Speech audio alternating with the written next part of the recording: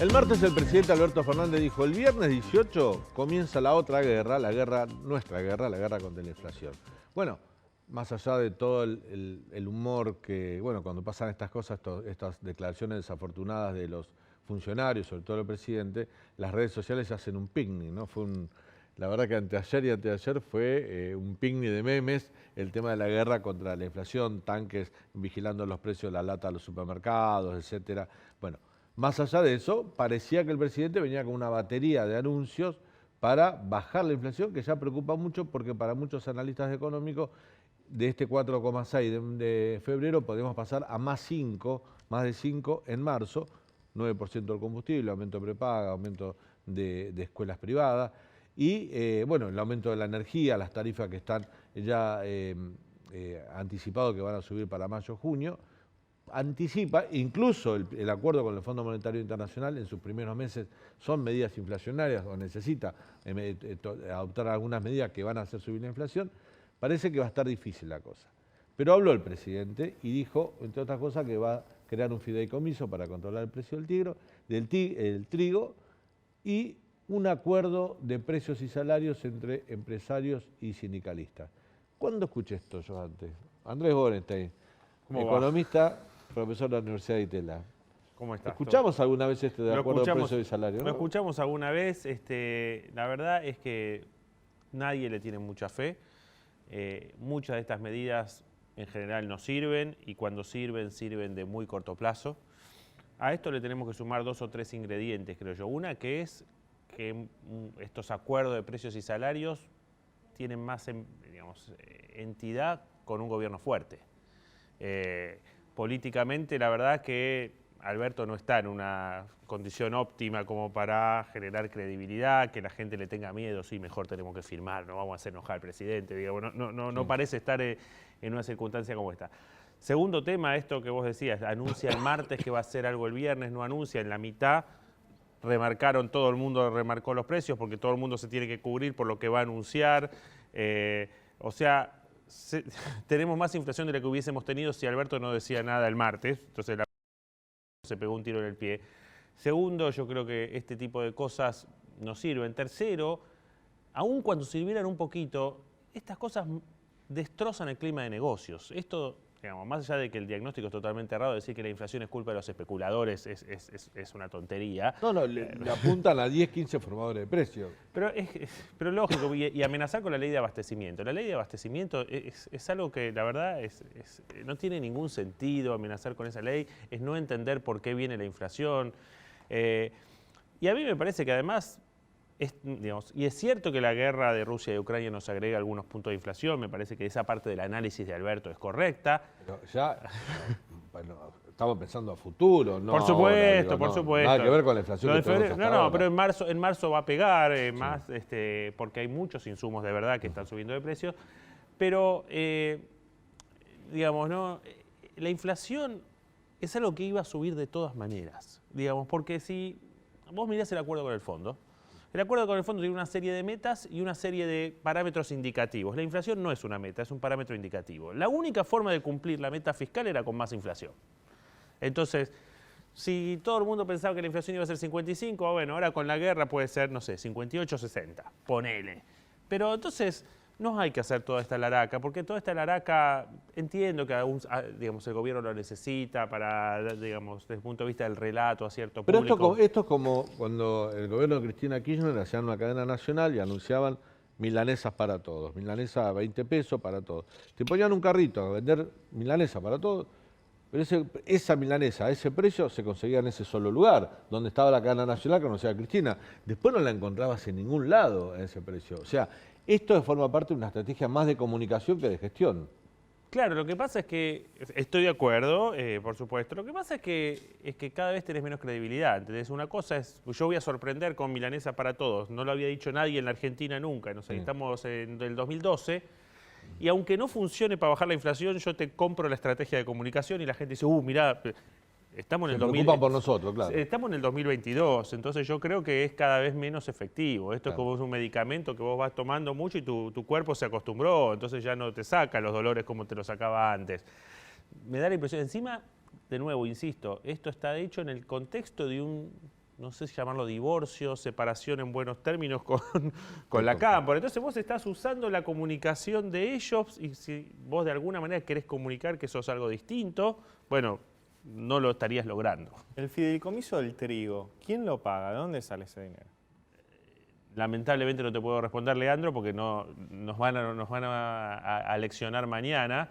Sospechamos que es con el aumento de las retenciones de la harina, pero claramente no hay precisiones para eso. ¿Este fideicomiso que es como aquella vieja Junta Nacional de Granos? ¿Se podría hacer como...? Espero que no. Pero digo, la idea primaria puede ser esa, ¿no? De ahí viene, por supuesto. Creo que no se animaron a llamarlo la Junta Nacional de Granos, aunque el Estado monopolice, porque la Junta Nacional de Granos, el Estado monopolizaba el comercio exterior. Claro. Acá no lo monopoliza, pero viste que tenés cuotas, entonces vos podés digamos, exportar hasta tantos millones de toneladas porque reservás un cupo. Pero para ¿qué hace? mercado. ¿El fideicomiso qué sería funcionar? Que crean un fideicomiso para comprar ciertas, por ejemplo, trigo y administrarlo en el mercado interno del Estado, no los proveedores. Vos con esa plata compras trigo, digamos, precio FOB, $420 la tonelada y la vendés a los molinos a $3.80. Entonces el molino ya no compra a $4.20, compra a $3.80. Estoy inventando los números. Está bien, pero y esos $40 lo pagamos. El subsidio lo pone el Estado hacia todos nosotros. El subsidio lo pagamos todos nosotros, pero obviamente va a venir con una fuente de financiación, va a tratar de que lo pague el sector y ese sector van a ser los 2 puntitos, me parece que le van a dar a la harina y al aceite de soja. A los productos industrializados de la soja. Sí, exactamente. Eso es lo que uno supone, pero estamos navegando sin instrumentos. Sí, porque no hay mucha información. No hay información. En términos de comunicación, en economía la comunicación es clave. Y clave, sobre todo en una gestión de gobierno, no una empresa privada, pero sobre todo en gestión de gobierno. En términos de comunicación, el gobierno cuando dice le levanta el precio a la inflación es un problema, pero la pone en el centro de la escena como el peor de los problemas económicos y hablas de declararle la guerra y después no tenés instrumentos distintos a los que conocemos. ¿No es dar un paso atrás también? Pero por supuesto, habría que preguntarle a los especialistas en comunicación, pero desde mi modesta opinión, digamos, hacé el acuerdo de precios y salarios, mete el fideicomiso del trigo si es lo que querías hacer, no digas el martes que vas a declarar la guerra. O sea, por eso digo, porque ceteris paribus, vamos a traer más inflación que si Alberto no hubiese dicho nada el martes. Digamos, claro. esa es mi, porque es lógico. Cuando la gente, primero, lo pone en el centro de la escena la inflación. Segundo, si vas a tomar una medida, no la anuncies antes. O sea, no digas el viernes, digamos, si yo digo, mirá, Daniel, la semana que viene te voy a matar y tengo alguna credibilidad, vos te mandás a mudar, claro. No dejás que yo te mate. Entonces no digas que el viernes vas a declarar la guerra. Más allá de los memes, todos merecidos, creo que de comunicación, y esto es lo de siempre, Alberto no se deja coachear, es lo que la gente, la experta del área te dice eso, digamos. Alberto improvisa yo creo, yo Andrés te lo digo con todo respeto que uno puede tener por la investidura presidencial, hasta es una falta de respeto hacia el ciudadano de a pie que hace malabares frente a la góndola para poder comprar, porque los precios se le van y no le alcanza el dinero y cada vez tienen peor poder adquisitivo, decirle, che, a partir del viernes me ocupo de la inflación, porque ese es el mensaje. O sea, uno dice, hace 27 meses que asumieron, ¿qué hicieron hasta ahora por la inflación? Digo, ese también es el otro mensaje que juega en contra del presidente también, ¿no? Sí, ahí, o del gobierno. Vos viste que lo que encontraron ahora es un culpable. O sea, los especuladores que siempre fueron, porque son, digamos, la inflación es culpa de empresarios que son malos, eso siempre fue como el título de la obra, pero ahora encontraron un segundo culpable que es la guerra. Y obviamente un poco de razón tienen, pero entonces, claro, ahora, ¿hay responsabilidad de los famosos supermercadistas, los formadores de precios? Pues siempre se les apunta, también el gobierno Cambiemos se les apuntó en un momento. ¿Hay responsabilidad concreta de ellos en la escalada inflacionaria? Yo tiendo a pensar que no, porque yo pienso en el mercado. ¿Cómo funciona el mercado? ¿Cuál es el rol del empresario? El rol del empresario es ganar plata, no que vos y yo la pasemos mejor. El rol del empresario es ganar plata. Entonces, si el tipo puede subir el precio y la gente lo compra igual, nada, para eso está. Ahora vos me decís, pero escúchame, los empresarios se cartelizaron en determinado sector. Bueno, el Estado tiene los elementos, si es cierto que los empresarios se cartelizaron para iniciar una investigación. No me parece que sea el caso, quiero decir, no soy un especialista, pero no me parece que haya un problema de defensa de la competencia, de monopolio, de todo eso. Y en general las inflaciones no son por razones microeconómicas. Las inflaciones en general vienen por razones macroeconómicas. Puede pasar que circunstancialmente, es cierto, la lechuga y el tomate fueron víctimas de la sequía y el calor de enero, dale, sí. te Son compro eso, un estacionales, producto, claro, dos sí. productos, 5 productos. Pero nosotros tenemos una inflación que va más allá de las décimas que nos pudo haber agregado o que nos vaya a agregar en marzo la guerra de Rusia-Ucrania o de si la sequía quemó la lechuga o el tomate. Esto es bastante más serio. Vos decías, encontraron un culpable los empresarios.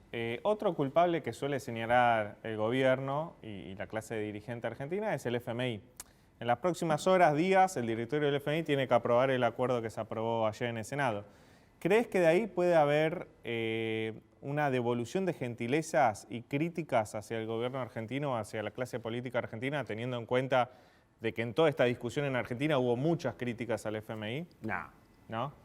Lo van a aprobar porque ya está todo cocinado y le van a encomendar al staff que vigile mucho a esta gente, qué sé yo, pero no hay, me parece, digamos, pensá que en general el directorio del Fondo Monetario son técnicos. Son gente del Tesoro americano en la silla de Estados Unidos, del Tesoro británico en la silla británica, no son tipos que están rosqueando y que están recontra preocupados. Además, digamos, seamos honestos, de los 24 directores a 22 les importa un comino lo que dicen las autoridades argentinas respecto al Fondo Monetario. O vos pensás que el director japonés del fondo, che, qué barbaridad lo que nos dijeron los argentinos. Gracias y sabe dónde está en Argentina. O sea, la verdad que, y mucho más en un contexto donde el foco hoy está en Rusia-Ucrania. No está todo el mundo mirando qué pasa en Argentina. Lamentablemente es así. Me encantaría que fuéramos el foco del planeta, pero estamos en una situación bastante de intrascendencia. En estos acuerdos que tiene el gobierno para bajar el déficit fiscal, que vos el déficit fiscal lo podés bajar achicando el gasto público o subiendo los ingresos, que es otra posibilidad, ¿no? Bueno, se ha hablado estas últimas horas del revalúo inmobiliario, de subir, de prorrogar, hay un proyecto de ley para prorrogar por 10 años el impuesto a la riqueza, hay otros impuestos que están dando vueltas, son ideas, no digo que estén... Sí, en su momento se hablaba del impuesto a la herencia. El impuesto a la herencia. Patakis. ¿Generar más impuestos es inflacionario? Depende de qué impuestos. El revalúo inmobiliario, por ejemplo. No creo. No. Es malo, pero no necesariamente genera. O sea, el revalúo inmobiliario puede ser una buena no idea. No mide el INDEC, no mide que los impuestos también, porque digo, es una erogación que yo tengo como consumidor. Sí, puede ser que dentro del mantenimiento del hogar esté, si vos tenés que pagar más impuesto inmobiliario, pero no mueve la aguja. Eso sería mucho más inflacionario si suben el IVA ahí o ingresos brutos. Eso te va a pegar más. Pero es inflacionario. Porque esos están puestos en el consumo directo. Pero igual pensá que si suben los impuestos, vamos a suponer por un minuto que el IVA sube de 21 a 24, vos tenés un efecto inflacionario por única vez. Para que sea un efecto de siempre, tendrías que decir que todos los meses sube el IVA medio punto. Entonces, claro, pero bueno, acá en este caso, suponete que sube de 21 a 24, bueno, un mes tenés 3 puntos más generalizado y después se te queda un 24.